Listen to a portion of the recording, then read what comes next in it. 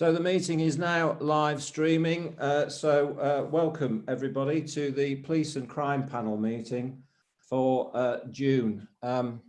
This meeting is being recorded. Welcome to our listeners and our viewers on this meeting. So thank you for that. Do we have any apologies for absence, please? There are no apologies, Chairman. Thank you very much. What I'd like to do is invite the participants, and there are 21 in this meeting today, to introduce themselves. So I'll run down my participants list. If I could start with Elaine Speed, please. Morning, Chairman. Morning, everybody. I'm Elaine Speed. I'm a Democratic Services Officer at East Lindsey District Council, and I'm hosting the meeting today and facilitating. Thank you. Thank you very much. Anne Good, please. Morning all. I'm Anne Good from Democratic Services. I'm assisting with the administration of the Zoom meeting today. Thank you. Joanne Patterson, please. Joanne Patterson, Democratic Services Officer, and I'll be taking the minutes at today's meeting. Thank you. Thank you very much. John Medler, please. Morning, I'm John Medler. I'm the Corporate Support Service Manager at East Lindsey District Council, and I'm providing support to the panel today at today's meeting. Thank you. Thank you for that, John. Councillor Stephen Woodliff, please. Hello, can you hear me, Chris? Because I've lost the picture. I've lost your picture. Anyway, Councillor Stephen Woodliff, Boston Borough Council. Thank you, Councillor Woodliff. Councillor Ray Wotton, please. Yes, good morning, Chairman. Councillor Ray Wootton, Vice Chairman, representing South Castilian District Council. Thank you very much. Mr. Kraviatz, please. Good morning, George Kraviatz, co-opted member.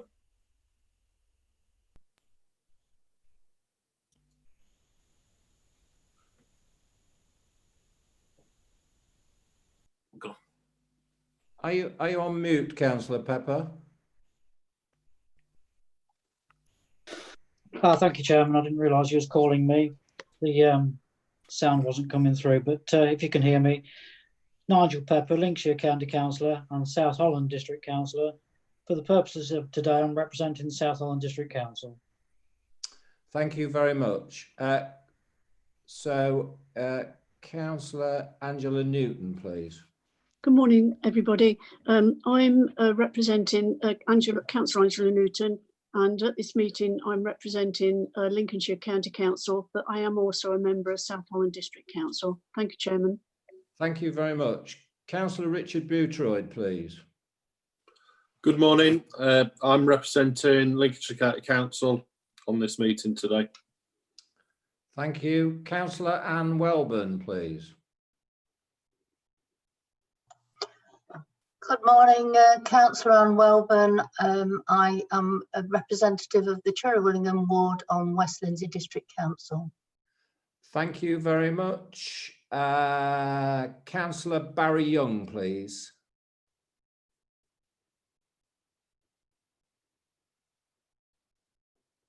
You're on mute, Councillor Young, I think.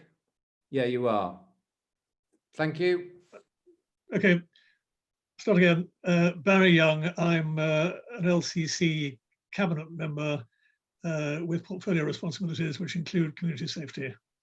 Thank you, Councillor Young. Councillor Graham Marsh. Thank you, Chairman. Councillor Graham Marsh, Deputy Leader at East Lindsey, representing East Lindsey. Thank you. Councillor Roseanne Kirk. Good morning, everybody. I'm Councillor Roseanne Kirk, representative City of Lincoln Council and portfolio holder for reducing inequalities. Thank you. Councillor Susan Waring. Councillor Susan Waring, representing North Kesterman District Council. Thank you very much, Councillor Waring. Joanne Davison.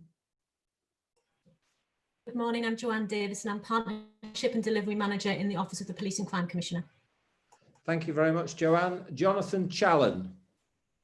Morning, John Challen. I'm the Safer Communities Service Manager at East Lindsey District Council, providing officer support to the panel. Thank you for that. Julie Flint, please. Julie Flint, I'm the Chief Finance Officer to the Police and Crime Commissioner. Thank you, Julie. Malcolm Birch. Morning, I'm Malcolm Birch, Chief Executive to the Police and Crime Commissioner. Thank you very much. And last but not least, Mark Jones, please. Good morning, Chairman. Mark Jones, Police and Crime Commissioner for Lincolnshire. Okay, well, thank you very much for everybody. That's in the interest of our viewers and our listeners.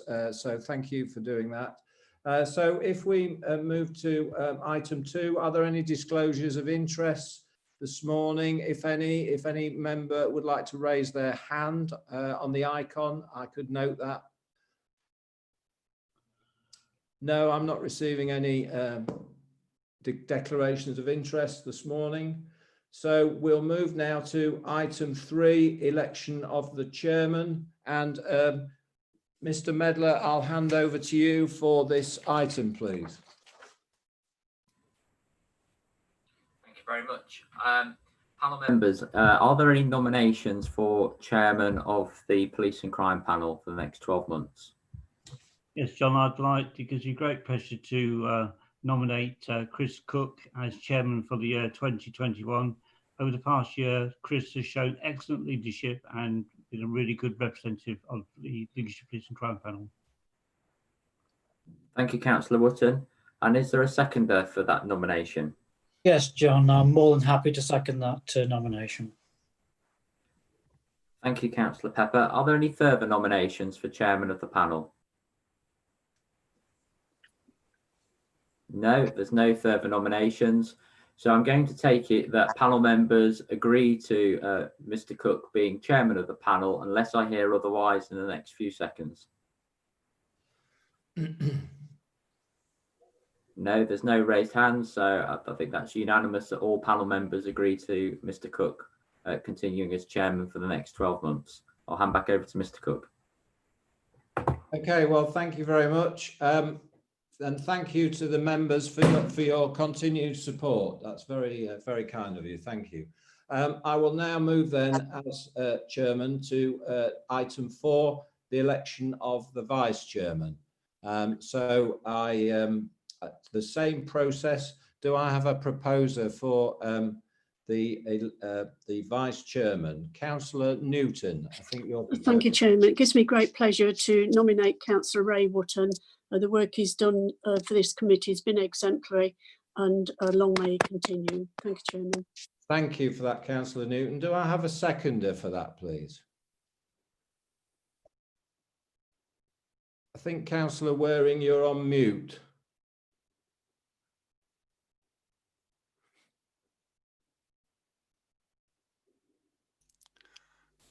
Councillor Chris, I would second that. Can you hear me? Yes, I can. Councillor Stephen Woodliff will second the appointment. Okay, well, thank you, Councillor Stephen Woodliff. I think Councillor Weir is just having a few problems with her technology, so that's very kind of you to step in there. Thank you. We're all doing that, I'm afraid. So are there any further nominations from the panel for vice chairman? Not receiving any, so unless I hear otherwise, Councillor Ray Wootton will be elected as vice chairman. So unless anybody would like to make a comment, and if you do, please raise your hand on the icon, and I will wait a few seconds just to check that out.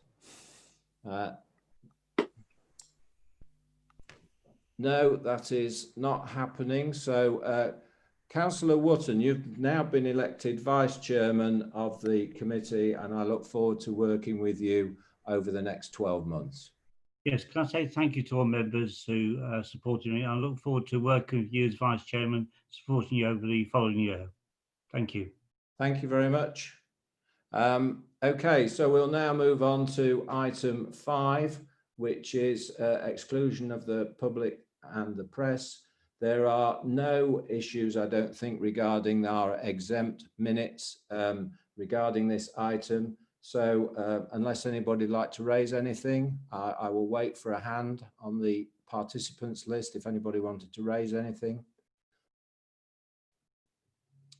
No, that is not happening. So if we now move to the minutes of the last meeting, and I would propose that they are an accurate record, and I would ask for a seconder for that proposal.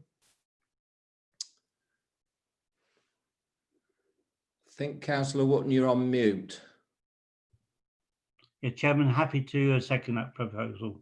Thank you very much. So unless I hear any otherwise from our members, we will record that the minutes are an accurate record of our last meeting. Okay, I've not received any hands on the participants list, so that is recorded as an accurate record of our last meeting. So thank you for that. So if we move to item 7, actions, Mr. Medler, can I bring you in here, please? Thank you, Chairman. Members will have seen that there are a couple of actions on the agenda, which we've now received an update from the Commissioner's Office, and that has been circulated to panel members for their information. Thank you.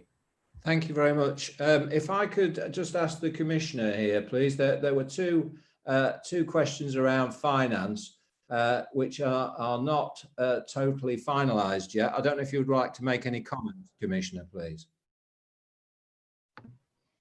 Thank you, Chairman. As you know, we like to get these actions tidied up as quickly as possible. And I think in the 4 years that I've been in this role, this is the first time we've had any actions that have gone over. I think I'm right in saying that. So it's fairly unusual for that to be the case. But it's also fairly true that we're going through some unusual times at the moment, and that has had an impact on one or two areas of business. So, for example, I'll take them in reverse order, if I may. The £2 million service development budget, as you will have seen, is now a £2.8 million figure. And that is a really important piece of spending that we have to make sure helps set the police service on the right track for coming years.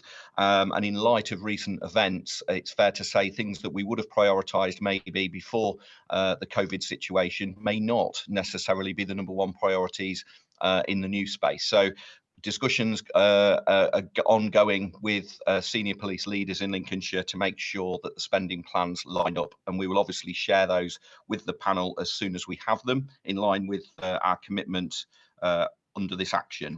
The other one, again, work continues with partners to actually finalise these figures. So at this stage, there just isn't a number to share.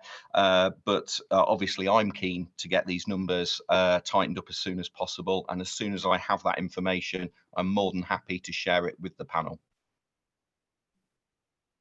Okay, thank you, Commissioner. Are there any questions from members of the panel, please?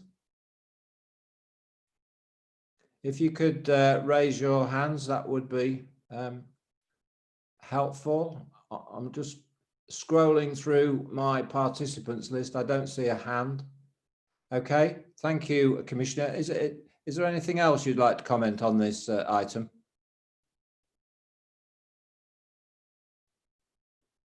I think you're on mute, Commissioner.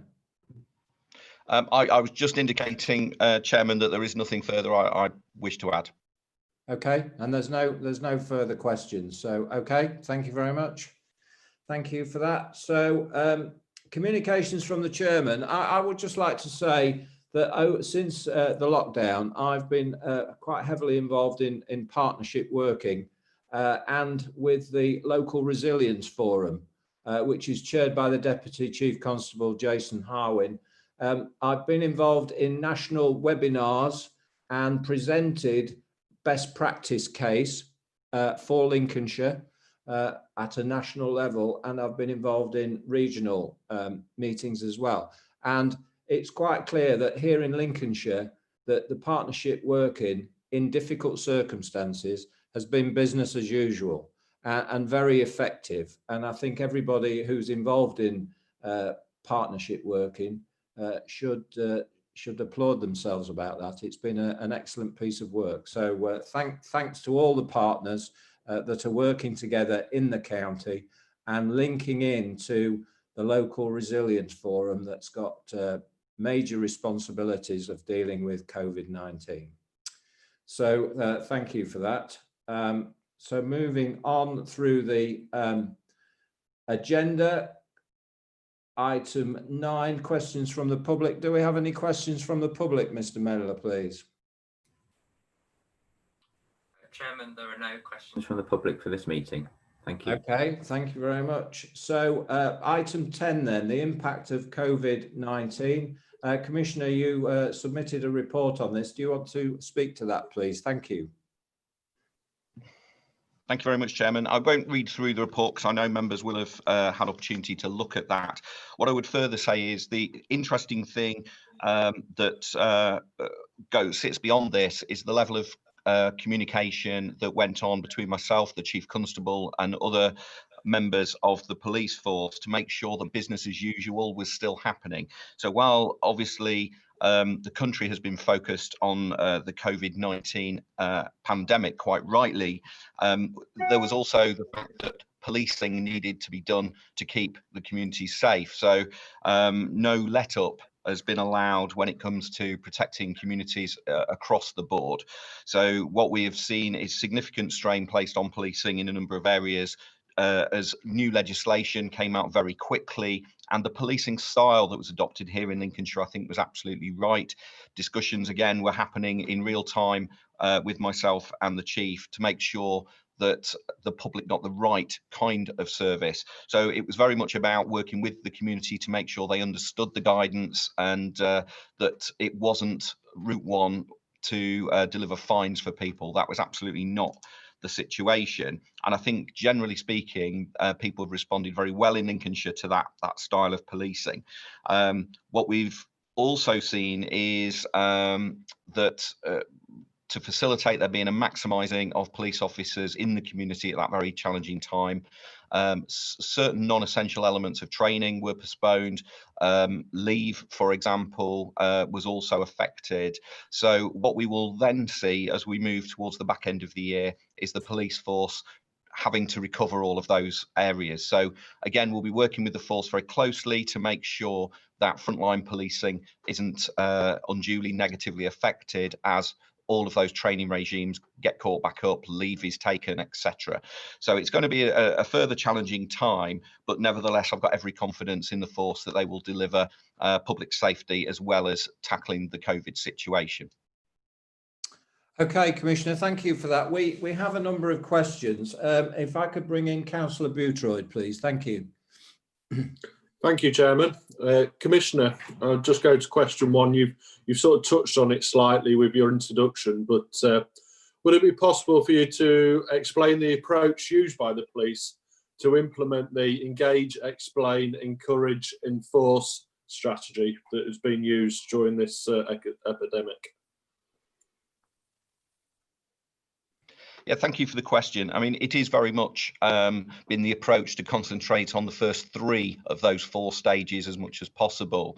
And actually, the enforcement element was very much reserved for those that were either willfully ignoring that advice, and potentially time and time again, we saw a very small number of individuals picking up multiple fines. So when we look at the overall number, which, you know, it's very hard to assess because it's between 200 and 300 fines have been issued here in Lincolnshire, but then they get fed into a national system and either accepted or rejected for various reasons. So between 200 and 300 fines issued over this quite long period of time is very small. What we will see is that some people might have had several of those, and equally it was targeting those that were maybe trying to have large gatherings that they knew very well would lead to a significant problem.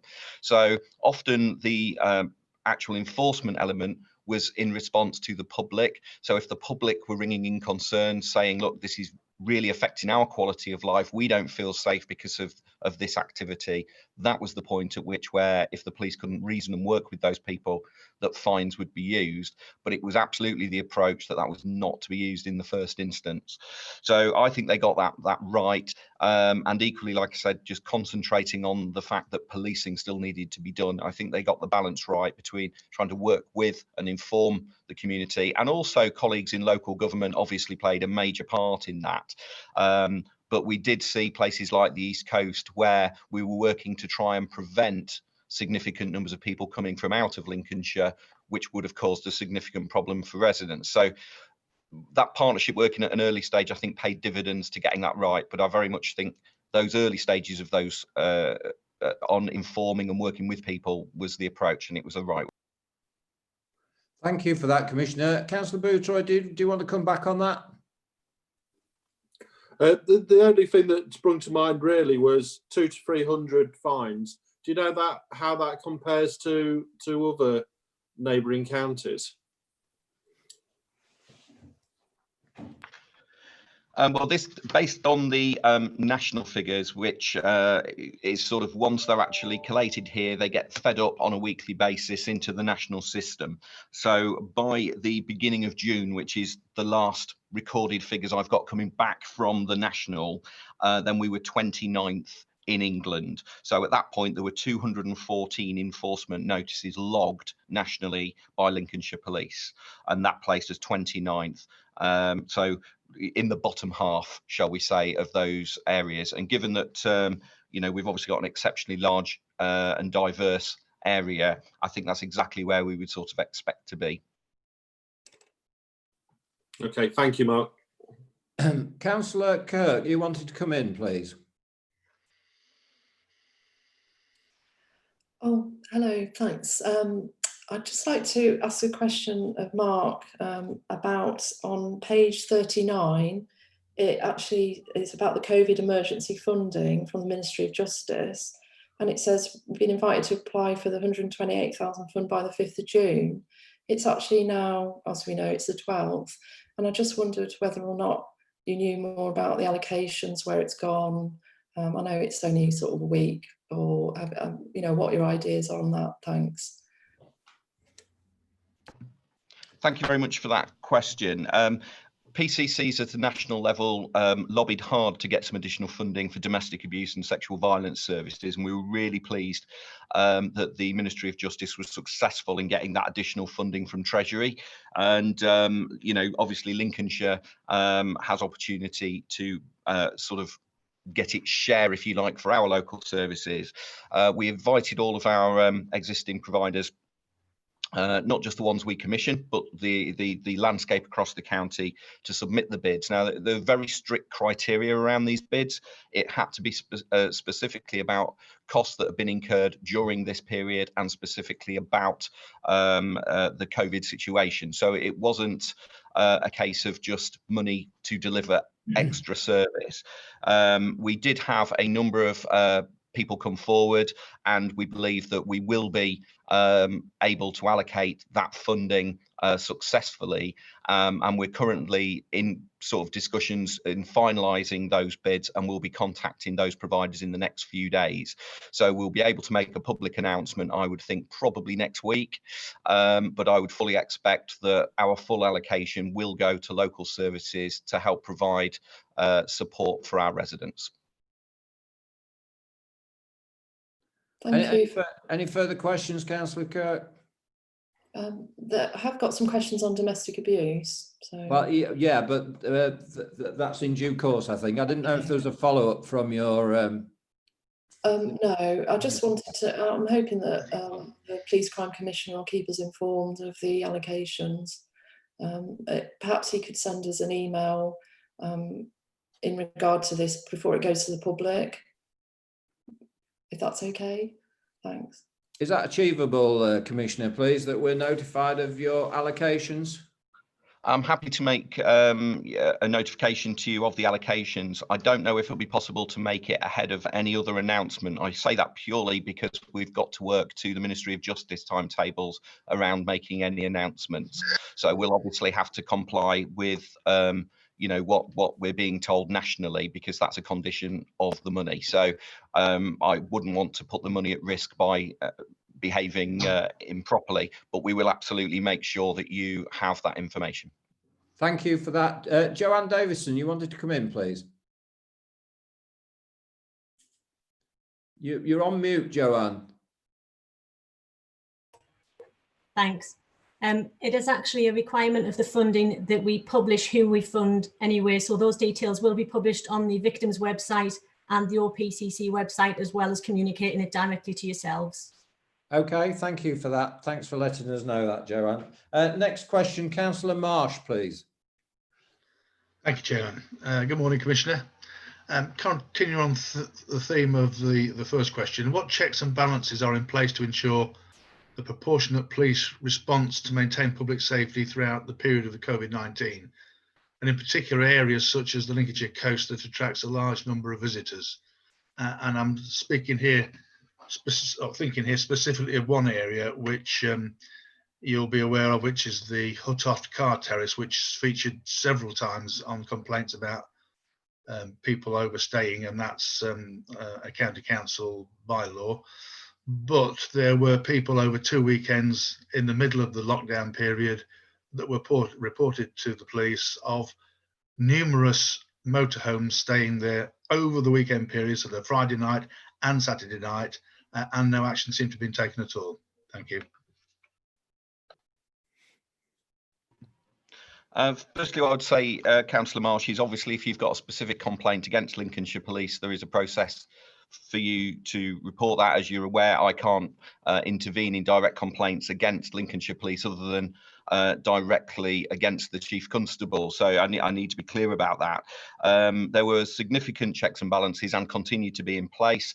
There is a Gold Command meeting which my Partnerships Delivery Manager attends and then provides update on regularly. In addition, I have regular meetings with all of the senior policing team, and obviously they are speaking to their area commanders to make sure that things are working well. I mean, obviously there will be situations that arise where people are in breach, and the police will take the action that they deem appropriate. I'm not aware of anything in particular where action wasn't taken that should have been taken against, for example, motor homeowners. I mean, I'm not sure how you would know specifically what action had been taken. For example, you maybe have more information on that than I. But all I can say is I'm assured that the force took the right style of approach. I believe that they did their best to work with local authorities as well. The feedback I've had from local authorities has been exceptionally positive. The Deputy Chief Constable, as we know, chairs the Local Resilience Forum, and I'm assured again that his sort of style of leadership around that has been very good. So all I would urge you to do, if you've got a particular complaint there, is to obviously raise it directly with the force and make sure that that is fed through, because it is important that they're a learning organisation, and if the public are not getting the service they need, then it absolutely should be raised. Thank you, Commissioner. Councillor Marsh, did you want to come back? Thank you, Chairman. Yeah, I'm not making a formal complaint, Commissioner. I'm just pointing out a situation that has arisen, and clearly the local people were disappointed that there didn't appear to be any action taken. Clearly, they wouldn't know that anybody had been or not been because they wouldn't stand up there 24 hours a day. But for them to remain there over the weekend gives the indication, I would think, that nobody visited and didn't move them on like they should have done. That's all I'm trying to point out. Thank you. Okay, thank you very much. Our next question, Councillor Bootroyd, please. Thank you, Chairman. Commissioner, the Coronavirus Act 2020 provides the police with powers to arrest individuals they suspect or believe are infected with coronavirus and who refuse to self-isolate. Can the Commissioner confirm an appropriate arrest standard operation procedure is in place and that appropriate PPE is available to help maintain adequate personal safety during the arrest? Thank you. Well, yes, I can offer you assurance that the Chief Constable has got all correct procedures in place. And regarding PPE, I think the wider question of protective equipment is something that was very much on the forefront of everybody's mind. And that is something that I've had constant conversations about, and there has not been a point in time where the senior policing leaders of Lincolnshire have expressed concern to me regarding being able to get or having sufficient and appropriate PPE. So I think that's been handled very well, even to the point that over and above what was actually needed, we liaised with a local school who were making full face visors, which we provided to our staff in the control room to go sort of further than most forces were going, to make sure that our teams were protected. So I am assured that the force was taking that very, very seriously, and that they were sort of working at a regional and national level as well to have input on what was appropriate, not just responding to actually what was coming down. Thank you, Commissioner. Councillor Boutroy, did you want to come back on that? No, I'm happy with that. Thank you. Thank you very much. Our next question, Mr. Kravitz, please. Thank you. Good morning, Commissioner. In relation to testing, can you tell the committee, is it available at an appropriate level to safeguard officers, staff and volunteers? Because obviously testing is critical to the controlling of this terrible virus. Thank you for the question. Again, I have additional meetings with colleagues in the Police Federation as well, who obviously look out for their members on the front line. And this isn't a problem that they've highlighted either regarding the members in Lincolnshire. So at every level where we've been asking around how testing is working, and also there's issues around the track and trace system, which potentially would have a knock-on effect if it's saying, well, you've been in close proximity with work colleagues, you need to isolate for 14 days. Working through some of those challenges, I'm confident that the force has been working very closely with the Chief Supers organisation, as well as the Police Federation and colleagues in health, to make all of that join up. So I've not had anybody suggest that there is a significant issue in Lincolnshire regarding this. At an early stage, testing was available both locally at the showground in Lincolnshire, but also over in Nottingham specifically for the police service as part of a regional arrangement. So I've got every assurance that there wasn't a period of time where officers weren't able to access the correct care.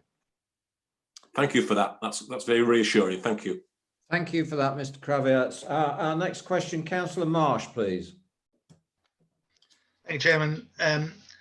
What impact has the lockdown had in regard to delays to recruitment or new officers join the front line, please, Commissioner? Well, the good news is we're still very much on track with recruitment. I mean, we've got ourselves an ambitious target, probably the largest figure of recruited officers ever for Lincolnshire, certainly that we can find in the record. So 120 before the end of the financial year. We're still on target to deliver that. In addition, we want to increase the number of special constables, which again is extra recruitment. What we have had to do is work in different ways to actually deliver the training, because quite simply the rooms aren't designed to have people sat 2 meters plus apart. So they have been split into different locations. Now, as we move forward, there will be developments potentially in investments in training facilities that we were considering anyway, that actually, because of the current situation and needing to keep people that bit further apart, we may well have to deliver, but they'll be quite exciting projects, which I can't allude to yet because of commercial sensitivities, but I will keep the panel updated with. But generally speaking, I'm happy to say that there has not been a slow up in recruitment. That is something that the Chief and I are very much committed to and on track to deliver. Okay, Councillor Marsh, do you want to come back? Only to say thank you very much, Commissioner. And when you're posting them out, don't forget the East Coast. Okay, thank you very much. Never forget the East Coast. Thank you, Councillor Marsh. Moving on to question, Councillor Wotton, please. Yes, thank you very much, Chairman. Good morning, Commissioner. Has there been a significant increase to the number of hours worked by special constables and volunteers since the beginning of the lockdown? Thank you for the question. And coming on the back of Volunteers Week and Specials Weekend, which was last week and last weekend, it would be remiss of me not to say a huge thank you to everybody that volunteers in our community, but specifically to support policing, community safety and special constables. We have seen an increase in hours worked by volunteers and specials during the lockdown. And in particular, it's fair to say that coincided with some people either who were business owners who weren't currently in a position to trade in their business, or they'd been furloughed from work and they wish to contribute to their community that bit more. So a huge thank you to them. I haven't got the specific numbers to date. We do have them, so we can share those with the panel. But you know, it's fair to say that volunteering in policing has a long and proud tradition, and it's something that we very much value today and want to invest in into the future. Thank you, Commissioner. Councillor Wootton, do you want to come back on that? Yeah, just like to add, Chairman, Commissioner, like the Metropolitan Police, have you been approached by retired officers to help out in the coronavirus pandemic? I know that the Chief Constable has been looking very closely at some of the work that's happening across the country on this, and it's fair to say the need has been greatest in those more urban forces, but in Lincolnshire we haven't had to move to that model. So again, it's more of an operationally led situation. If the Chief Constable felt it was something that he wanted to explore, would be something I would fully support. But at this stage, he wants to concentrate on keeping, because there would be an element of training that came with all of that to bring people back up to speed and everything else. He doesn't want to slow down the recruitment of the regulars that Councillor Marsh alluded to, and he's happy and confident that we're able to provide a good level of service with the people that we have currently in the system. So it is something that he's got constantly under review, but not something that he's moved to at this stage. Thank you, Commissioner. Thank you, Chairman. Thank you very much. Next question, Councillor Waring, please. Thank you, Chairman. As such, the question I was going to ask has been more than adequately answered by the Police Commissioner to Councillor Kirk's previous question. So I will leave it there. Thank you very much. Well, thank you very much. Moving on then to our next question from Councillor Pepper, please. Yeah, good morning, Commissioner. I'd just be interested to know what the impact of the pandemic has had on custody, charging and prosecution, with the court system being partially on hold and some prisoners being released early. Thank you for the question. I mean, it's fair to say the criminal justice system is under immense strain. It was before this pandemic, and the pandemic has not helped in any way, shape or form, to the point where we are having weekly meetings of the East Midlands Criminal Justice Board, which I dial into, and we're also having regular national conversations which feed directly into the National Criminal Justice Board. In addition to that, we are currently having fortnightly phone calls with all PCCs, with the Policing Minister Kit Malthouse, who also has a remit now over Ministry of Justice. So it's fair to say we've got exceptionally good flow of information.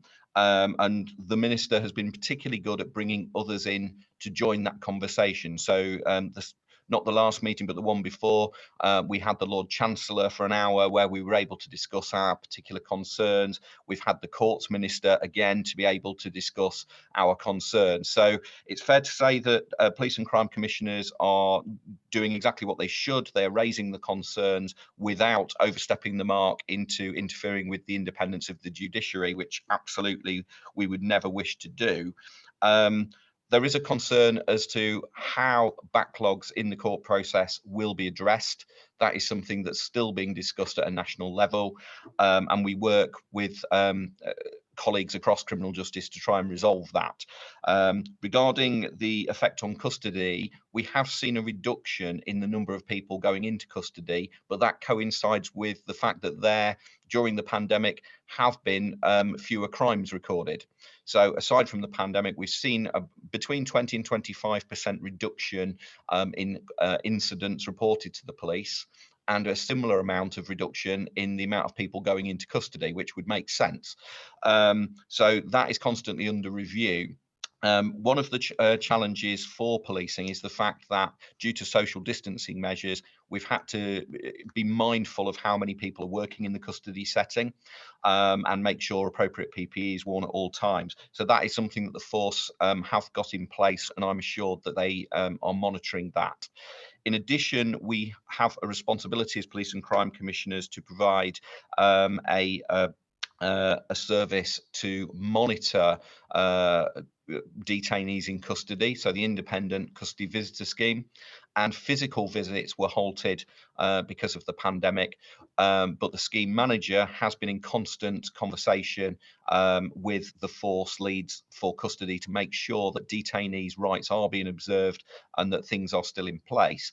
We're now working with our custody visitors to see how we can move forward with a more virtual visits. So obviously discussing custody logs, etc., and actually moving to virtually being able to speak to detainees.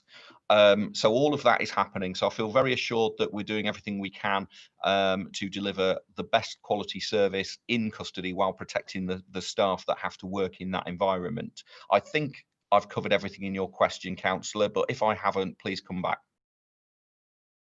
Any further questions, Councillor Pepper, please? No, I think you've just about answered it all, Mark. So thank you for that. But just could you give us some idea of the size of the problem, the size of the present backlog, maybe in percentage terms or something like that?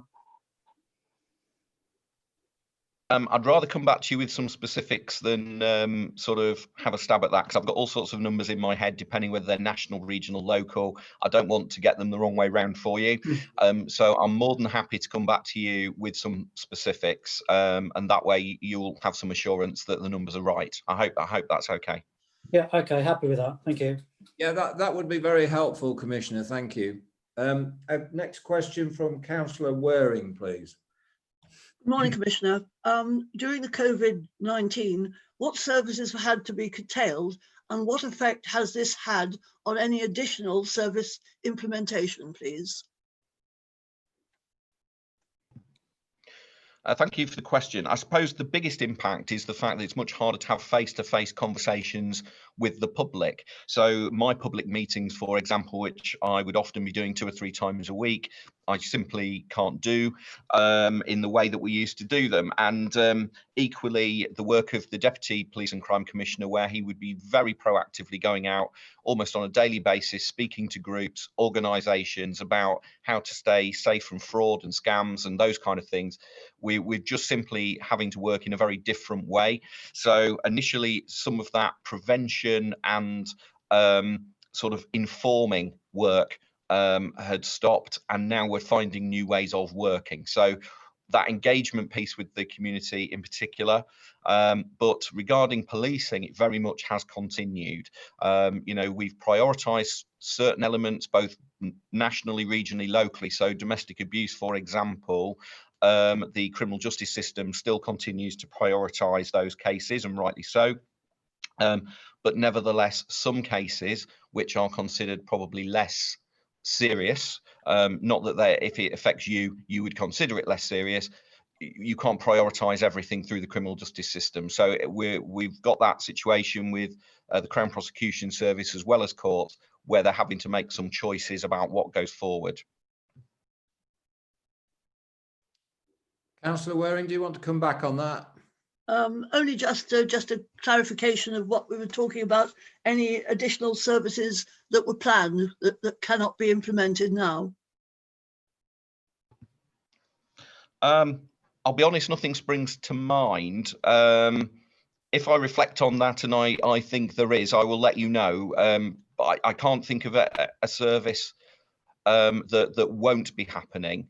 I mean, some of the work that we were doing has sort of slipped in timing, purely because we either can't get as many people sat in the same room to work on it, or because we've had people allocated elsewhere. But everything that was sort of on the work schedule to be delivered will still be delivered. So I hope that answers the question. Okay, thank you very much, Commissioner. Thank you, Commissioner. Next question from Councillor Newton, please.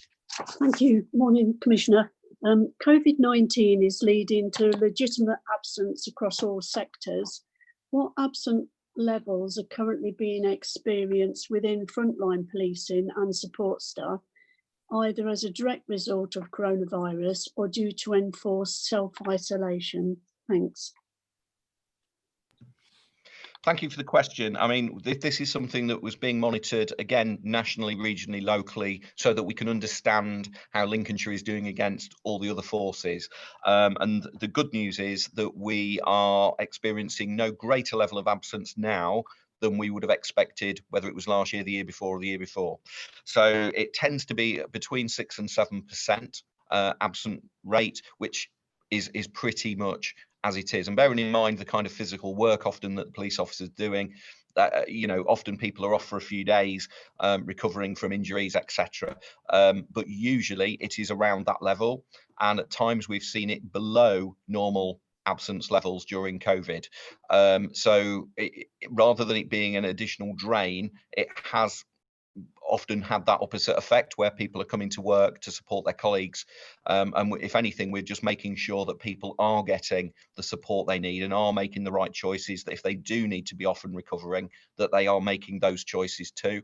It's not just about obviously getting people to work in the short term, it's making sure they're fit and healthy for the long term. So we're making sure the support and wellbeing programs are there to support the front line, both psychologically and physically. But at this stage, we haven't got any concerns about the level of absence.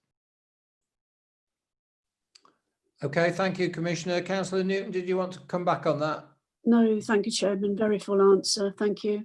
Thank you very much. Our next question is from Councillor Bootroyd, please. Thank you, Chairman.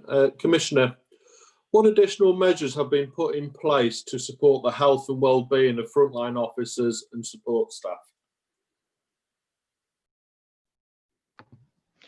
Well, in Lincolnshire, there's quite a significant amount of work that's gone on over the last few years on wellbeing programmes generally.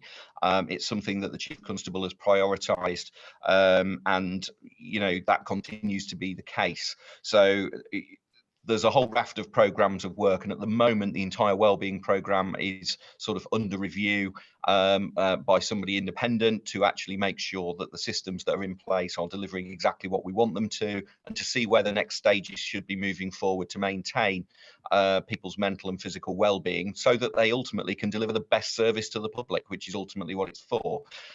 So there's a huge amount of wellbeing work going on.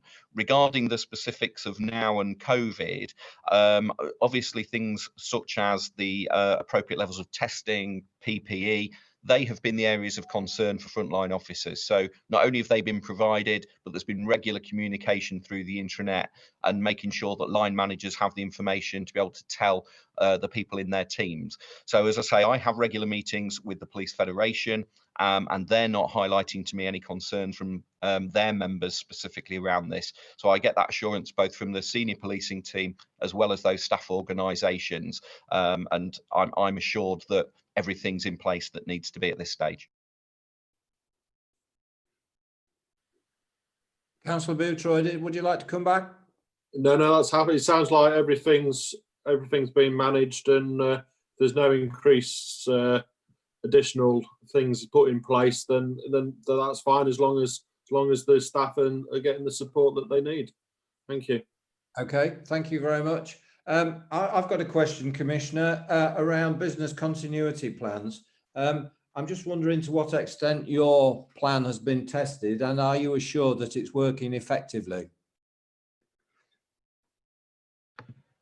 Yeah, I mean, it's in some respects, it's the worst thing you don't want to happen is your business continuity plan to be tested, because that means something's not going to plan.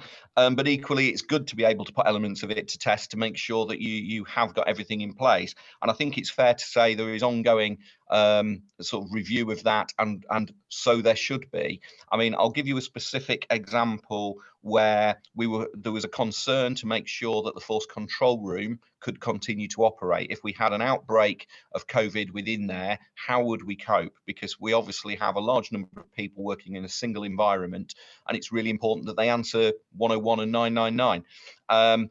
And the resilience there in the plan was to split it into 2 separate control rooms, operate them completely separately and independently. The people did not mix at all. That is the current situation that's being operated. It's worked very, very well. So those kind of things have been used, have been tested, and will be evaluated. The other thing that Lincolnshire Police did 18 months, 2 years ago was invest in remote working. So it was a more agile approach rather than everybody having to be tied to their desk all the time. I'd have to say, as some forces really struggled to operate at the early stages of COVID, Lincolnshire Police did not. And that was largely down to that programme having already been put in place. So I think some of that investment in the right tools to do the job, making sure that we were using technology to be fit for purpose for the future, has paid dividends. But there will be ongoing review, both by ourselves, by the force. We obviously have internal audit and external audit. So we'll make sure that all of those plans are reviewed, evaluated, and that any learning is captured. Okay, well, thank you very much for that. That's kind of you. Okay, so our next theme around this is supporting victims. So our next question from Councillor Kirk, please. Thank you. Commissioner, domestic abuse numbers are feared to have risen significantly since the COVID-19 lockdown was introduced. Would the PCC confirm whether this is the case and what additional measures are in place or being followed to help us address this issue? Thank you. Thank you for the question, and it's a particular area of concern, both for myself, but I think generally for police and crime commissioners across the country, to make sure that this area of work is constantly under review and improving. So it is something I have many conversations with internally as well as externally. As you all know, the majority of domestic abuse services in Lincolnshire are commissioned through the County Council rather than through the Police and Crime Commissioner's Office. So, excuse me, one of the very first things that I did when the situation around COVID started to happen was that I had direct contact with the portfolio holder for children and adult services at the County Council to make sure that we were lining up and that if any support was needed, I was there to help with the solutions. So that was a very early conversation. In addition, we have a core priority group across the county which meets regularly, which is attended by Joanne Davison, my partnerships delivery manager, to make sure that the partnership is working effectively to deliver services for domestic abuse and making sure that victims are being given the service they need. So there's a lot of partners involved in this space, and it would be wrong of me to suggest that I alone am working on this. On a personal level, we obviously lobbied to get this additional funding, which I'm glad to see come through. So that is a huge help. What we now need to do is make sure that all the services in Lincolnshire are highlighted as much as possible so that people can come forward if they require that help. So that's something we've been working on with campaigns to make sure people understand that they absolutely do not, just because we were in that lockdown situation, they weren't without help and support. We were there to try and help. And that, I believe, was a very good set of messages that were going out, not just from policing, but from our New Victims website, where we make clear access to all of those services through the County Council, from EDAN Links, who are the provider. There was a lot of messaging going on. So as we move forward, we need to continue with that work, make sure that people that maybe have put up with things that they really shouldn't have been during the lockdown situation, that we're ready to help support that. Operation Compass, which is linked directly to supporting both children and schools, is something that we're very conscious of. While children have been at home, there won't have been as many referrals being picked up through the voice of the child. And again, that is something we need to make sure that as children start to go back to school, we're able to support and work with those individuals, both to protect the children, but obviously the victims of the abuse. So there's an awful lot on there that will constantly be moving. But in Lincolnshire, I believe that we do have some very good systems. We've got a good partnership arrangement, and there's no lack of will from partners to tackle domestic abuse. Okay, thank you for that, Commissioner. Councillor Kirk, before you ask your next question, Councillor Welburn You've pressed an icon. I didn't know whether you wanted to ask a question. No, I'm not aware. Thank you. Okay, thank you very much. Another question from Councillor Kirk, please.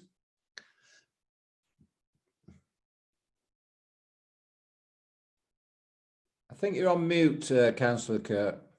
Sorry.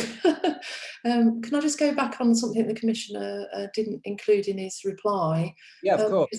It was actually figures. I don't know if he knows percentages or I know, you know, you said about the county council and all the interventions and partnership working, but it was really, the question was sort of asking about the rise in domestic abuse. Did he know about sort of those sort of figures? Is there anything that's come back? That's what I was sort of asking, really. Thanks. Yeah, thank you for reminding me. I apologise. It was an oversight rather than a deliberate sidestep. I don't have the exact figures, so I don't want to provide you a number that I'm thinking of. All I can tell you is that nationally we saw national helplines reporting that they'd had significant increases in people speaking to them. What we found nationally, regionally and locally, that we had not seen that replicated in calls for policing. Now, initially, that was concerning because we thought, well, if people are needing that help, we want to make sure they're accessing the help, which is why the campaigns really ramped up around saying you don't have to put up with this, you can contact the police, we're there to help, support, etc. I got the assurance from the county council that help was available if people needed to move out of the home, be it temporarily, permanently, etc. So I'm sure that our services were able to deliver that help. What we didn't see was a significant rise in the number of people seeking help. I understand there has been a marginal rise, and I'm more than happy to provide you with the information around the numbers, but I'm not going to guess at it here today. But it was not replicated from the numbers that we saw on the national helplines. They were sort of seeing 100% increases at one point. We did not see anything like that kind of meteoric rise. Okay, thank you, Councillor Kirk. Did you want to come back on that first question, or do you want to ask your second question? I was good. I'd just like to say thanks for that, and I'm sure Mark will get that information to us in the future. Yeah, I can ask the second question. It's just that he has answered some of it, but I will ask it. Whilst not all victims of domestic abuse are known to the authorities, a significant number are. What proactive measures and interventions are in place to support and help protect known victims? I know you've sort of gone into this a little bit, but if you could expand a little bit more, thanks. Thank you. Yeah, I mean, there's a number of work streams that cover this. I mean, I have a lead in my office here who has fortnightly meetings with a range of partners, including the county council who commission the services. So we have that constant and regular rhythm of contact and testing to make sure that the services are delivering for victims and survivors of abuse, and that will continue. Regarding the actual services that are there, there's a sort of established set of services that are in place. They are predominantly commissioned by the county council. The partnership space, again, is well established, which goes through the Safer Lincolnshire Partnership core priority group, and I have assurance that all of that is working. I haven't got anything specific I can allude to that's a new intervention that's separate from those structures, because anything that we look to invest in, we want to put through the existing structures to make sure that it's coordinated. So, for example, the money that we're getting from the MOJ will lead to some extra support, but we still want to make sure that it's delivering on the priorities agreed at by partners across the county. Would you like to come back on that, Councillor Kirk? Yeah, thanks. Thanks for that, Commissioner. On refuges for domestic abuse, do you have any sort of information on that? I mean, in the sense of, has there been an increase, or do you get any feedback from the county council or partnerships on that? Do you know? Thanks. I don't believe there's been an increase in access to those, but additional funding has been made available to local government for that exact purpose. So the conversations I've had with LCC have provided me with assurance that Lincolnshire as a county has sufficient provision and the wherewithal to commission additional provision should it be required. But it isn't a service that I personally commission from here. Thank you, Commissioner. Joanne Davison, you wanted to come in, please. Yes, those fortnightly meetings that Mark refers to, refuge capacity is discussed there, and it hasn't been flagged as being a capacity and has been a specific topic for discussion. So there is capacity within the system for that. Also, the point that Mark made around funding being available, the council are able to bid separately for funding through MHCLG, which is specifically ring-fenced for refuge.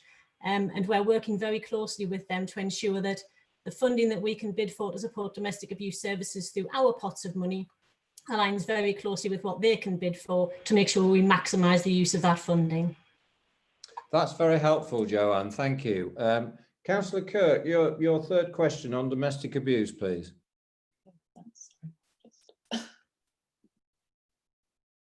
My iPad's just decided to. Thanks, Commissioner. What measures are in place to engage with and dissuade known perpetrators of domestic abuse? Thank you. Well, we were successful in bidding for funding to create the Make a Change programme, which is our Lincolnshire-based perpetrator programme. And this is very much to try and work with people to change their behaviours.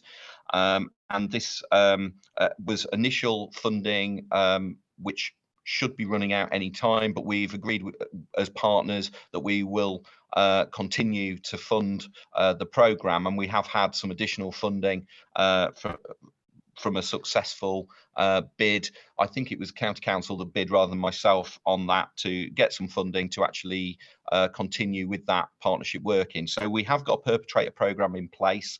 It's very much looking at trying to change those behaviours.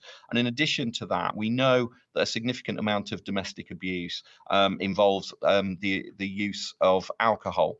And as you might recall, we piloted the alcohol tagging pilot here, which was very successful and has ultimately led to a national rollout. Now, COVID has sort of got in the way of some of these national programs rolling out, but we're very much working with national government to say we want to be at the forefront of rolling out that national program to use the alcohol abstinence tagging alongside programs to change behaviour. So it's not a case of we just remove the alcohol for 3 months and then they get put back in the same position. It provides the break in alcohol so that interventions can be put in place.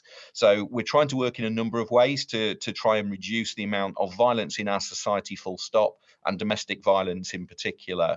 But they're the sort of main mechanisms I believe that we've got to work with perpetrators.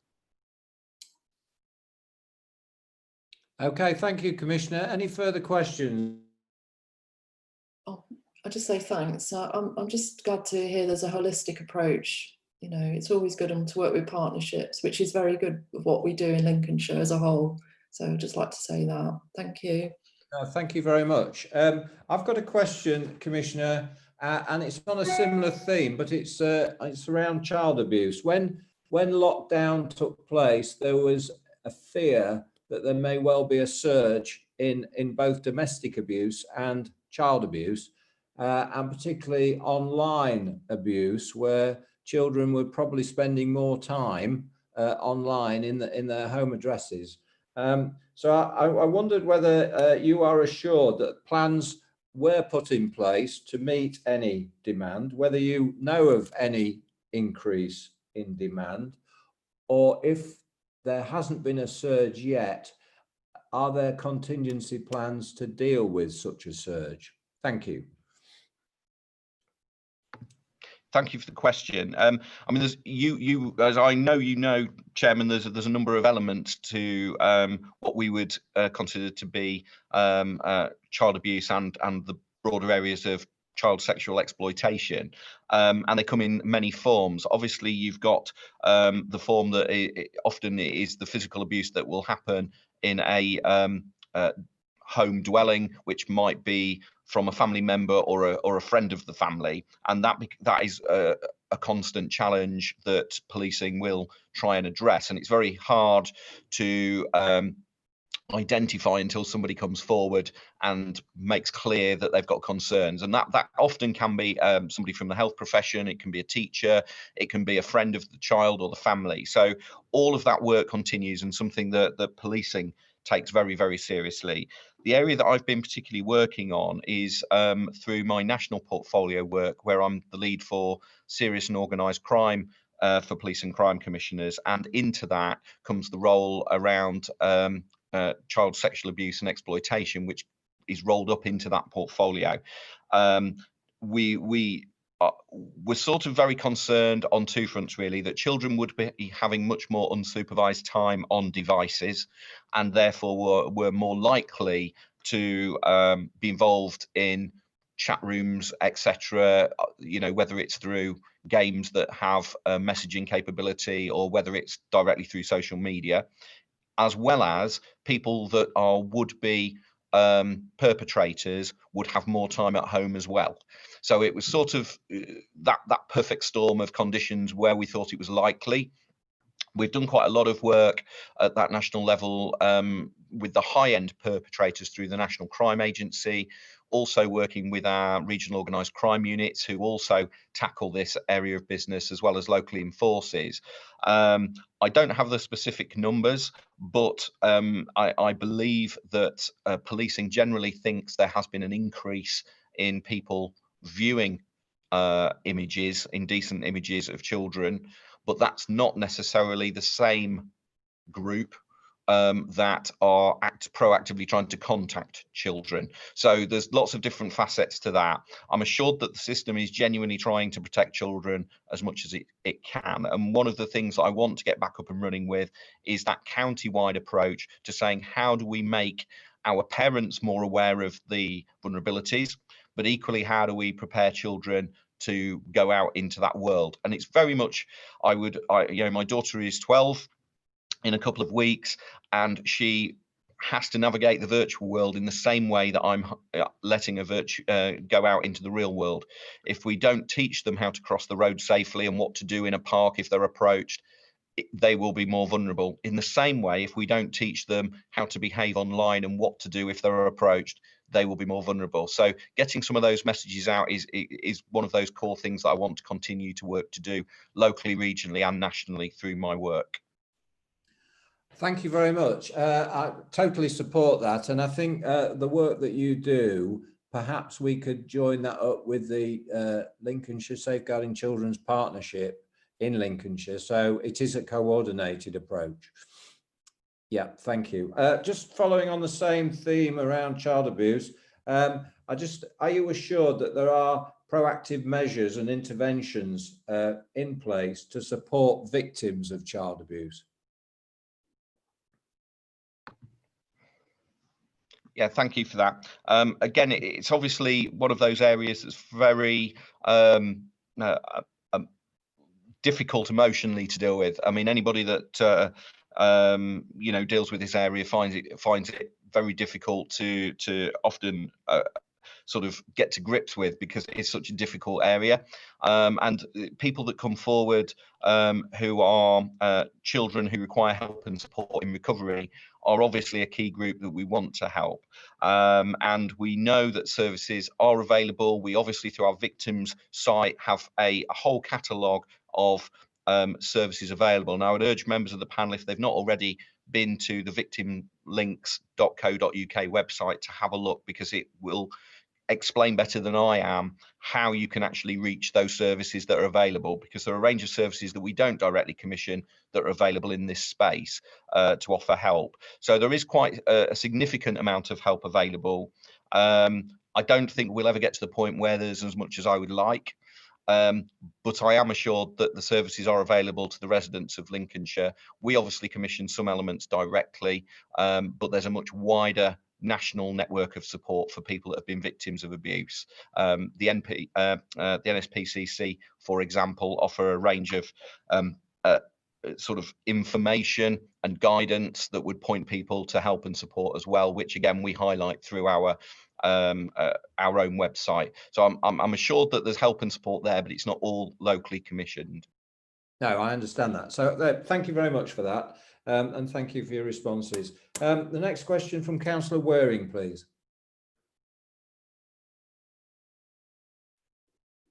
I think you're on mute, Councillor Waring. Right. Thank you, Chairman. A couple of this question, some of the answers you have given already, sir, but I would like to just ask, the National Crime Agency published a threat assessment for coronavirus related to crime. What additional measures have been introduced to support vulnerable members of our area?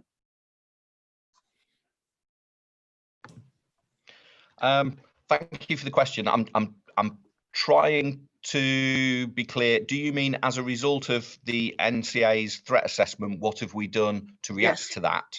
Yes. Okay, I'm with you. I don't believe we've changed anything by way of practices locally as a result of that particular piece of work.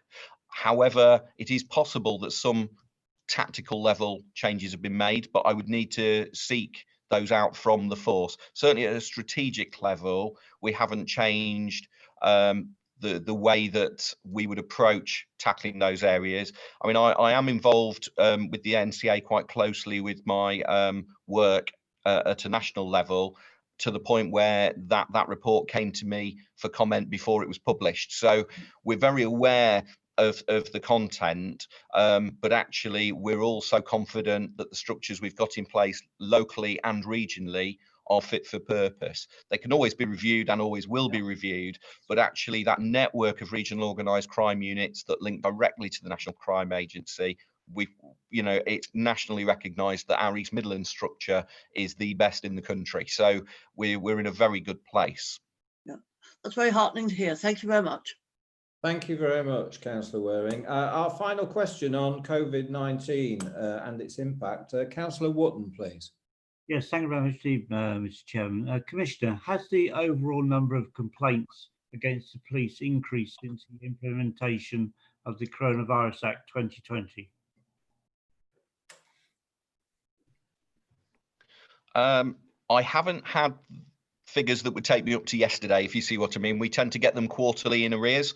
So I would await that data to be clear about that. But I have not been made aware of any significant changes to the levels of complaints.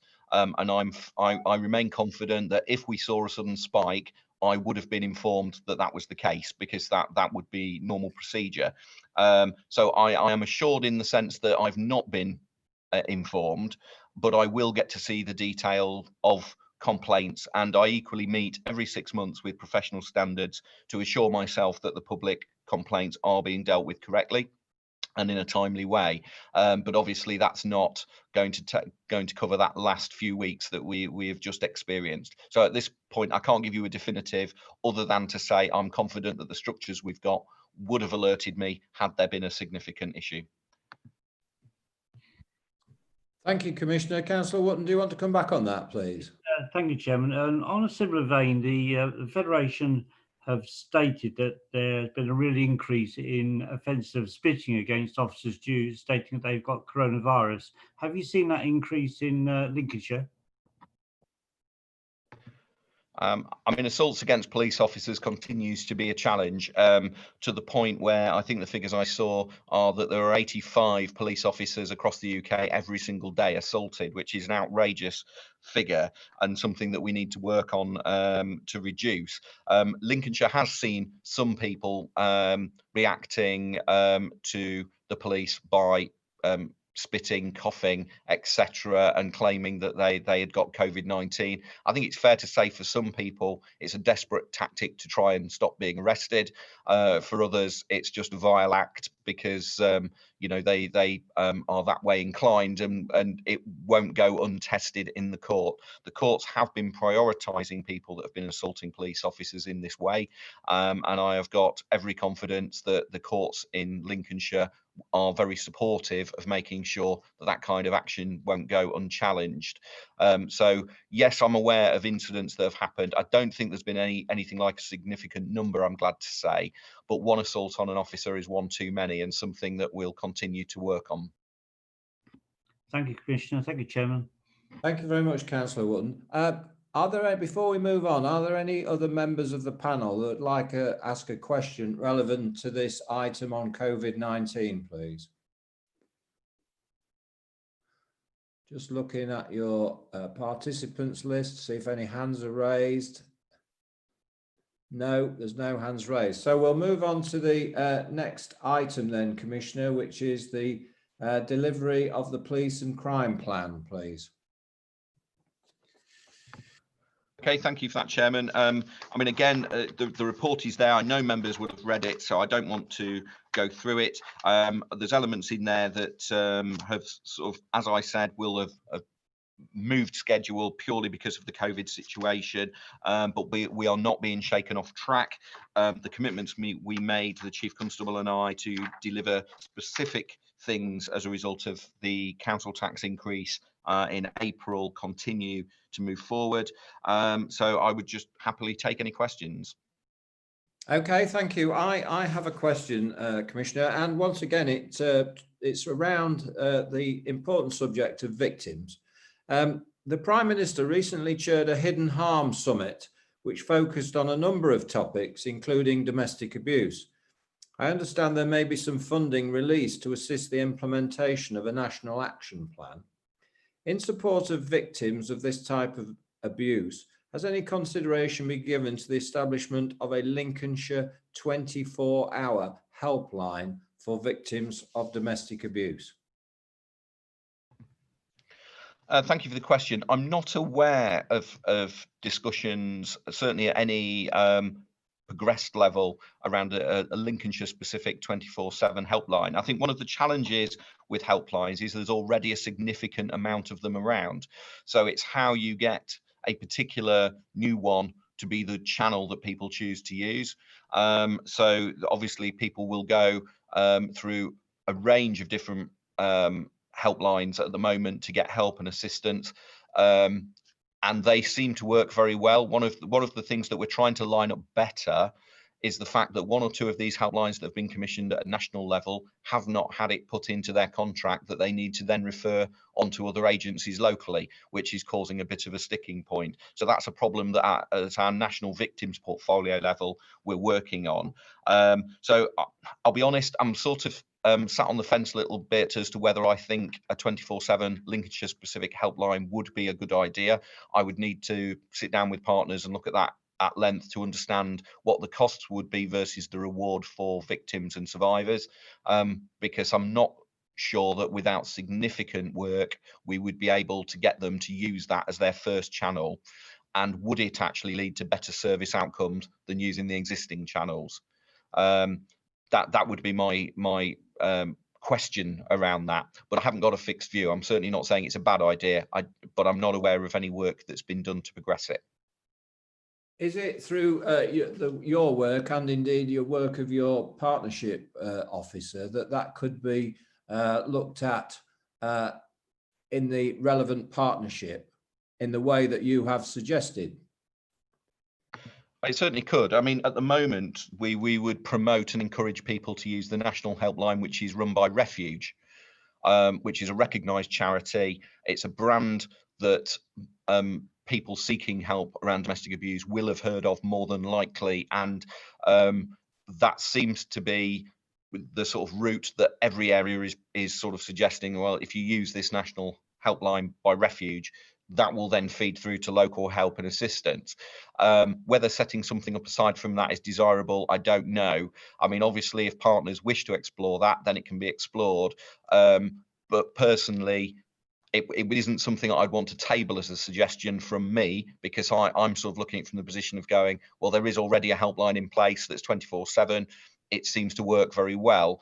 Obviously, if other partners wish to table that and put it forward, we would wish to be part of that conversation to work it through. Yeah.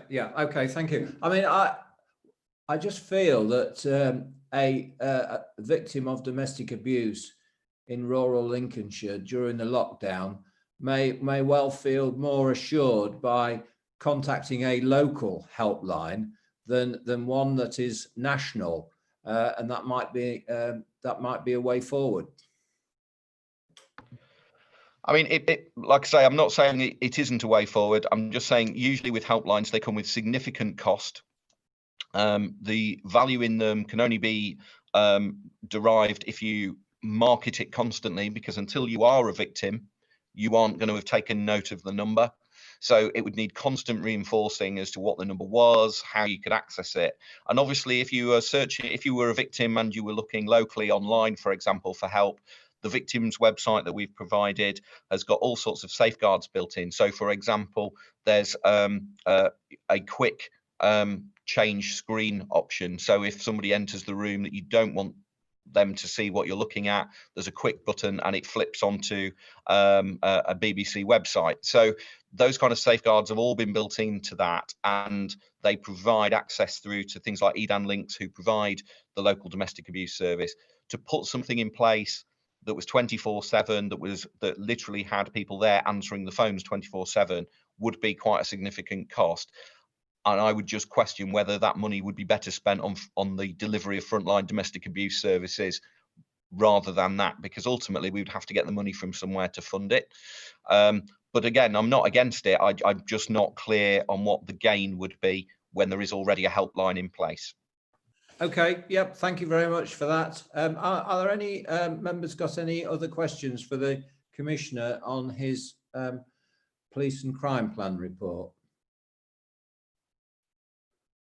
Once again, I'm scrolling through the participants list. I don't see a hand, so we'll move on to item 12, Commissioner. That's your annual report, please. Yes, thank you for this, Chairman. Yeah, it was an unusual situation that we faced this year, because it was due to be the Police and Crime Commissioner elections. I wanted to make sure that my annual report was released by me rather than a potential successor, because that's a very strange situation when you become the new Police and Crime Commissioner, that the first job you do is to launch somebody else's annual report from the previous year. So that meant bringing the timescales forward from where we would normally do that. And apologies for members that we would always seek to engage with you at your meeting and seek your views before going to publication. But in this case, because of the PERDA process around elections, we had to bring that forward. And I obviously spoke to the chairman to make sure he was aware of what we were doing with that. But if there's any questions on it, I'm happy to answer them. Okay, thank you very much. I have a question, and it's around crime data and that particular area. Recent research has identified the number of unsolved cases closed, investigation complete, no suspect identified. In Lincolnshire, it quotes there were 142 cases of rape in this category. Are you assured that these crimes are being thoroughly investigated? Yeah, thank you for the question. And it is an area of great concern to make sure that crimes are being recorded correctly. And it's something that, a member of your panel, Mr. Kraviatz, was part of our independent panel that we put in place to examine how the force, in fact, did record its data correctly. So, again, thank you for that contribution. The only thing I would sort of say is, rather than research, as far as I'm aware, it was an FOI request that went in at a national level to provide some data without context, because obviously you don't get the context around it. That context is everything with crime recording. At a local level, I do have regular meetings, assurance meetings with the Chief Constable. In fact, we have the public assurance meetings, which we've recently introduced, the next one of which is next week and will be screened publicly, so the public can see exactly what's happening with that. So I do get assurances from the force around all of the areas of crime, but obviously areas involving sexual violence particularly are something that we want to make sure we understand and tackle. The point I would make is that in addition to that, we have a deep dive with the force to actually really drill down and understand the data around sexual crimes, because it's really important that we understand exactly what's going on, who the perpetrators are, who the victims are, whether they're historical events that they're reporting, whether they're being anonymously reported, which would still be recorded in the data. So whether that's people that are receiving services for help and support, we would still record those crimes correctly because they have been crimes, but we're not necessarily going to have a route to investigate. So all of that happens with regularity. And in addition, I work very closely with Her Majesty's National Inspectorate for Constabulary to make sure that they are delivering for me an accurate picture when they do those really deep dive inspections into the force. So I get a number of different routes of assurance to make sure that the data is being recorded correctly and that crimes are being tackled efficiently and effectively. Okay, thank you very much. I've got two members of the panel who would like to come in. Councillor Wotton, please. Thank you very much indeed, Mr. Chairman. Commissioner, your report is very comprehensive and I think very good, but I'm referring you to page 62 on road safety on the community speed watch, where you state that 7,500 letters have gone out. What are you proposing to do with those who are repeat offenders? And also with the social distancing now that's in place, I doubt there are many people out doing speed watch at the moment. What would you like to see happen to those motorists who are exceeding the speed limit by a substantial amount? Thank you, Chairman. Thank you for the question. Yeah, I mean, what's fascinating is the fact that the vast majority of people that get that first letter don't receive a second letter, which is great news, because it means rather than enforcement and giving fines and everything, it's not about that. It's about us all changing behaviour, becoming good citizens and recognising that actually, if we just drive more considerately, then we're not putting the more vulnerable members of our community at risk. And as Councillor Marsh would always point out, speed isn't the only thing that is an issue on our roads in and of itself, but certainly it's one of the things that most concerns residents, particularly in built-up areas and in smaller communities. So the Community Speed Watch scheme has been a huge success, and we will be working with those members to make sure that they can operate safely in a socially distant way moving forward. So we absolutely want to see the continuation and expansion of Community Speed Watch. Obviously, there's a process for people that are repeat offenders that they would get a second letter, and ultimately the third is then hand delivered by somebody in uniform. We get very few people that get to that stage, but they will receive that, and obviously it's an interesting dynamic when if you're living at your mum and dad's house and suddenly there's a knock on the door from a police officer hand delivering you a letter. That probably creates a conversation over the dinner table, and whether it's your husband, wife challenging your behaviour, that's the point. It's not about fines so much as change of attitude. In addition to that, though, it is backed up by enforcement. So we have our Safer Roads teams, which are led by specials across the county. We have 2 unmarked vehicles which go out on a daily basis, and they are there to back up and support Community Speed Watch. So they are there delivering not just for speeding, but that fatal 4 and making sure that there is that covert enforcement to back up the overt prevention work. And in addition to that, the force is currently working up a new roads policing strategy. The roads policing strategy will concentrate on 2 areas primarily. One is around road safety, and this is again covert and overt to actually create a proper roads policing presence in Lincolnshire, something that has been eroded nationally over a number of years, but also to actually take that fight to criminals who are trying to access our communities, and the way they access them to commit crime is on our road network. So we want to make that road network as hostile as possible to criminals, and that was one of the commitments we made through the council tax uplift, and that work is ongoing. Thank you, Commissioner. Thank you, Chairman. Thank you, Councillor Wotton. Mr. Kraviatz, you wanted to come in? Yeah, thank you, Chairman. In response to your question in relation to data, just want to reassure members that when we had the data panel working party, we did a deep dive into these figures, and some of them actually were, in terms of the way they were recorded, actually duplicated quite a number of extra crimes which weren't actually there. That was one of the long deep dives we did. So I'm sure the panel can be reassured, and I know the police commissioner is, that that matter has been dealt with. Thank you. That is really assuring. Thank you. Councillor Welburn, you wanted to come in, please. Just really to give some information, say that in our area, the Speed Watch has been very successful. And basically, we have actually caught one person 4 times. So I don't know what can be done in those situations to try and get the message across to those persistent offenders. But the other part was that we are actually starting the Speed Watch again next week. And we're going to do it every day because we've been absent for some weeks. But I can assure everybody that the actual actions being taken to ensure safety, etc., are all in place. Okay, thank you very much for that, Councillor Welburn. Did you want to come back on that, Commissioner? Just really to say thank you to the councillor for her help and support with that. I mean, the reason Community Speed Watch is successful is because of people going out there and doing it and supporting their community. You know, it is really important that we continue to deliver on that activity. With regard to persistent offenders, I think that's why we do need to make sure that there is enforcement to back you up.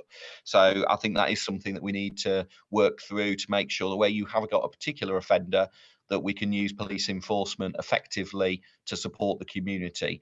It's certainly not for me to direct the police to go to a particular location or whatever to do that. That's a chief constable role. But nevertheless, I know that the police want to be supportive of Community Speed Watch and help support communities. So I'm sure your local policing team will be happy to help. Okay, thank you very much. And thank you, Councillor Welburn. So are there any other questions from the members to the Commissioner on his annual report? I'm scrolling down the participants. I can't see anybody wanting to ask a question. Okay, thank you. It is number 2 of our recommendations of our report that the panel delegates to the Corporate Support Service Manager in consultation with the Chairman of the panel to formally report to the Commissioner the panel's response and recommendations to his annual report. So if, unless anybody disagrees with that, you could raise a hand and I could see that, but if nobody raises a hand, that's what will happen. Chairman, could we have a proposer and a seconder for that recommendation, please? Yes, certainly. Thank you, Mr. Medler. So could I have a proposer for that if somebody would like to raise a hand? Chairman, I'd like to propose that. I think we've got Councillor Marsh proposing it and a seconder, Councillor Wotton. Yeah, okay, Mr. Medler. So Councillor Marsh proposing, Councillor Wotton seconder, and all agreed by the panel. Yep. Thank you very much. So we're now at a point of item 13, which is the complaints position statement. Commissioner, I think normally this is a point where you leave the meeting. So not being disrespectful, we'll move over to Mr. Birch, please. Thank you. Thank you, Chair. I know the members will have read the report. I've got nothing to add to it. Suffice to say, we followed all the relevant procedures. As in this case, where there is an unrecorded complaint, all the details have been shared with your own monitoring officer as per the procedure. Thank you. Okay, thank you very much, Mr. Birch. Unless any members got any questions. No, there's no questions, Mr. Birch. So thank you for that. Thank you for that report and good to see you. Okay, so if we now move over to item 14, the work programme. Mr. Medler, can I bring you in here, please?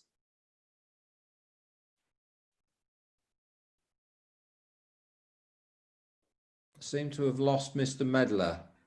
Thank you, Chairman. No, I'm still here. Well done. Thank you for that. You've got the work programme for the panel for the next 12 months in front of you. I don't intend to go through it line by line. All I was going to add was there was a panel members' day a week on Friday, and at that meeting, the panel expressed the view that it would like to consider domestic abuse as a future agenda item. So what I propose, Chairman, is that we circulate a scoping document round to panel members to identify those key lines of inquiry and then look to bring that to a future panel meeting either in September or November, depending on the scope and the range of partners that might be required to have involvement in that particular agenda item. Okay, thank you very much. I mean, it's been alluded to quite a lot in this morning's meeting with the Commissioner around domestic abuse, and I think it would be very helpful to the panel that we received some presentations around that very important subject during our work programme. Okay, has any panel member got Councillor Kirk, you'd like to come in? Thank you. In relation to what I was talking about with the diversity in the police force and education and training, is that something that we could put on the work plan as well for the future? Yes, I certainly think it could. Mr. Medler, in terms of the work plan, did you say the domestic abuse would be in the autumn? Yes, Chairman, there's panel meetings scheduled for Friday the 11th of September and Friday the 27th of November. So we'd look to bring that item to one of those meetings. I think it just depends on the range of partners that might need to be involved in that. So ideally we bring it to the September meeting, but we might just need to confirm that once we've got the scope and the range of people identified who need to be part of that work. Okay, thank you. Councillor Marsh, please. Thank you, Chairman. Not that I always like to be controversial, but could we look at or consider looking at one of our training sessions about being involved with community restoration? We talk about the police going out in the community watch, not issuing fines because it's not appropriate and all the rest of it, but perhaps with the local restitution, we could get people to go and do community work. If they get caught speeding twice, they have to report to the local parish council or the local policing team, and they have to do community work as a restitution to that community. I'm sure that somebody wearing a bright jacket saying, I'm a speeder, please take note, it would deter many people from reoffending. Okay, thank you very much. Well, I think it would be very useful to us. I don't know with Mr. Medler whether you could look at for the end of the year and into 2021 work programme for those two subjects of diversity and restoration. Thank you, Chairman. I've made a note of that, and we'll look to see if we can bring items forward on those. Those items forward for future meetings. Thank you. Thank you very much. Okay, so if there's nothing else on our work programme, I will move to the Chairman. Sorry to interrupt. I think Councillor Young maybe wants to give an update on the National Association. Thank you. Thank you, Mr. Medler. Thank you for reminding me, and apologies to you, Councillor Young. Would you like to come in on your involvement with our National Association, please? Thank you. Yes, thank you.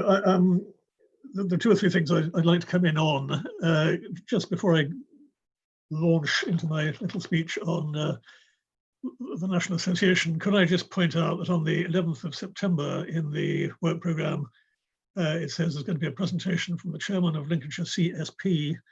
CSP is Community Safety Partnership. In Lincolnshire, we call it the Safer Lincolnshire Partnership. So it's the SLP rather than the CSP. Okay, thank you for that. And it is likely, and perhaps we can talk about this outside the meeting, but it's likely that I will not make that presentation subject to you agreeing, because I am chairman of the Safer Lincolnshire Partnership, and I think there may just be a conflict of interest. And what's happened in the past is that Sarah Barry or somebody like that has made the presentation in my stead. Yeah, that will be fine. Thank you. In terms of the National Association, I am one of 10 people on the so-called executive, which is trying to drive forward a proper role for PCPs. And I say proper role for PCPs because there isn't a great understanding among the general public what they're all about. There's not even a recognition sometimes that we exist on the part of government. We had to have a statutory instrument the other day or a month in relation to COVID, giving special powers to local authorities and police forces and goodness knows what else. And they completely ignored the fact that police and crime panels are in exactly the same boat. We couldn't have meetings like this today, or in the form of today's meeting, without changing the law, basically. And one thing I will say for the Association of Police and Crime Panels is that we were able to get very quickly at the relevant minister, and the thing was redrawn. All that said, it's been a fairly, it was a very slow start made by the this executive panel. Couldn't always get people to meetings and all the things that really are essential if you volunteer or are elected to be part of a panel like this. You've got to turn out. But we were finding it didn't really work. Now the great thing has been, as a spin-off of COVID, that we are now having remote meetings, and we can have them at the drop of a hat, more or less. And people are very willing to give up a bit more time. We've had meetings. Some have been in the evening, most have been during the day, and we have begun to make a bit of progress. There has been a survey of what our members want of the association. We feel, I say we, the panel submitted an answer to the survey. We've got a meeting of the virtual committee on the 22nd of June. We're going to discuss the answers to that survey, and we will be issuing a report on it, probably in, I would guess. In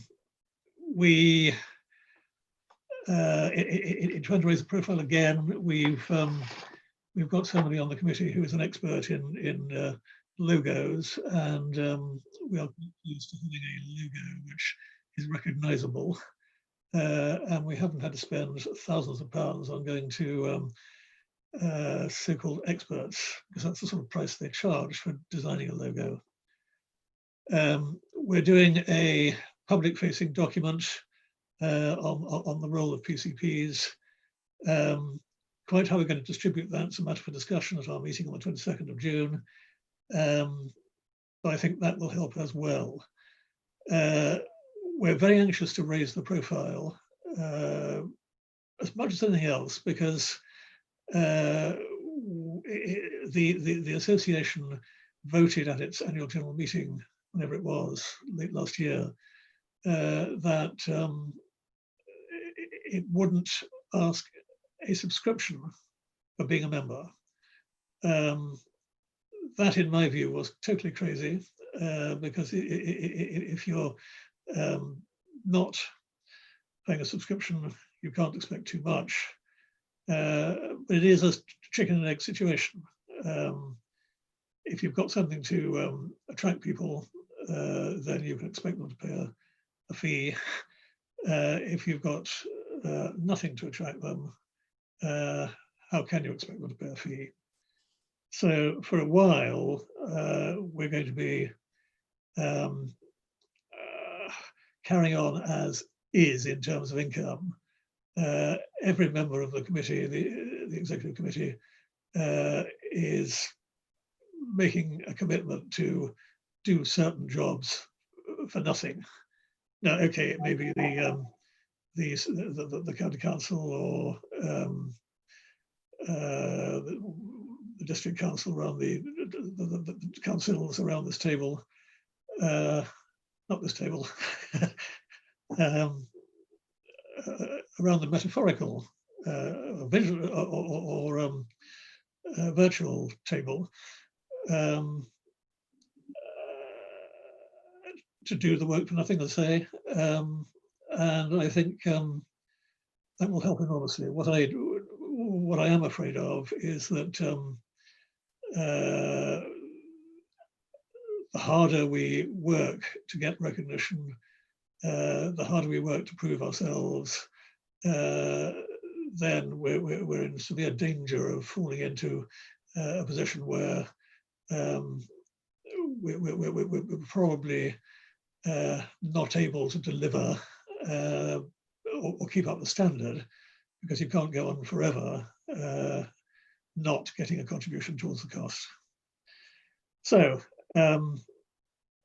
watch out for the survey report, which is coming out, as I say, probably in July. I may well bring back to this meeting the question of public-facing document, and perhaps I could put a reservation on a slot on the 11th of September, which I can always cancel beforehand if we're not ready. Okay, thank you for that, Councillor. Perhaps we ought to have this as a standing item on our agenda just prior to the work programme. So we could, and if there's nothing to update, Councillor Young, then there won't be anything to update. But if we have it as a standing item, we can monitor the progression of the association as it develops. Yes, that's fine. Thank you very much. Councillor Waring, you wanted to come in?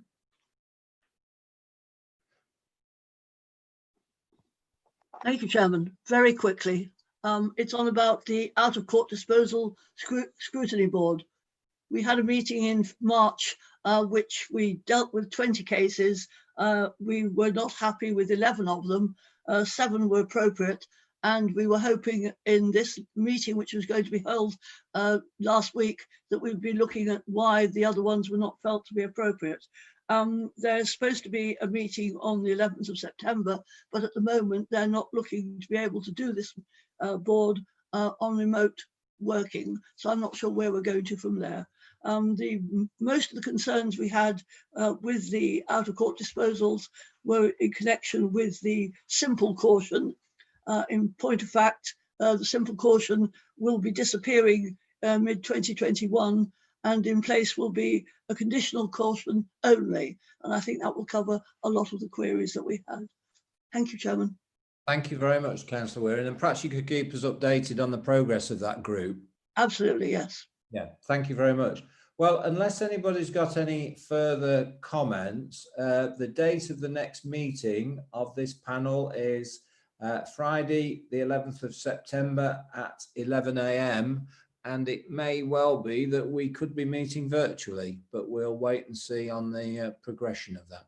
So can I thank everybody for their contributions and commitments to the work of the panel this morning. And I will officially close the meeting. Mr. Medler, if you could stay online so we could have a discussion, that would be helpful. So goodbye, everybody. Good to see you all looking so well. Thank you, Chairman. Good.